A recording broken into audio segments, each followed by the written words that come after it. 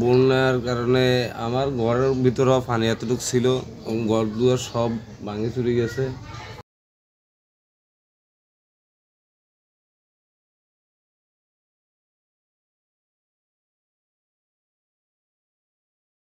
আমার ঘর বাড়ি সব ডুবে গেছে, এমনকি এখন আমার ঘরটা সব পড়ে গেছে।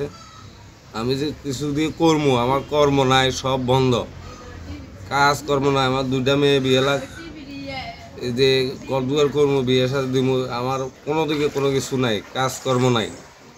আমি যে কিছু কর্ম করার মতো কিছু নাই, ঘর দুয়ার সব ভেঙে চলে গেছে।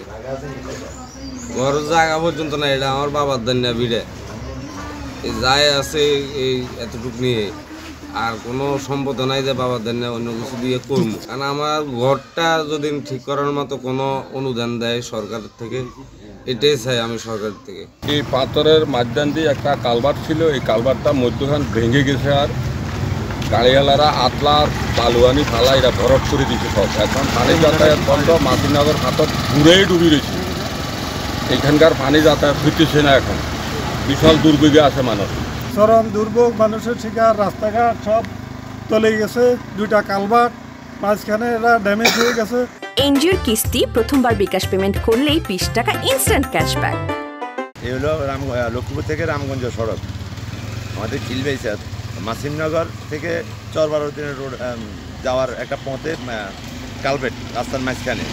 এই কালভার্টটা ভারী যানবাহন চলার কারণে কালভার্টটা ভেঙে ঘুরে গেছে। এখন এখান থেকে পানি নামে না, এবং চরবারতিনগর মানে পশ্চিম সাইডে ওই পাশে কিছু ঘরবাড়ির কারণে পানি যাওয়ার কোনো পথ নাই।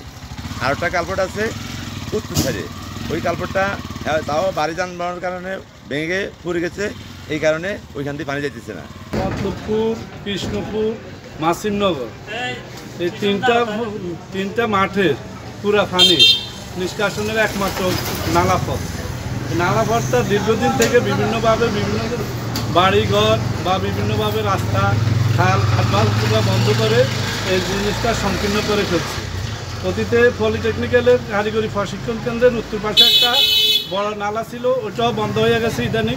ফলে এই বন্যার কারণে অনেক মানুষ, প্রায় 1 লক্ষ মানুষ এখানে পানিবন্দী অবস্থা আছে। এটা দ্রুত নিষ্কাশন এবং যথাযথ ব্যবস্থা নেওয়ার জন্য কর্তৃপক্ষের প্রতি আমরা এলাকাবাসীর পক্ষ থেকে অনুরোধ জানাচ্ছি।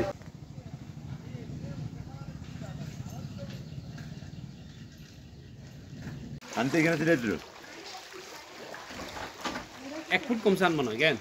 তাইলে 1 ফুট মেলা পানি উঠছে, এই যে যা পর্যন্ত পানি উঠছে,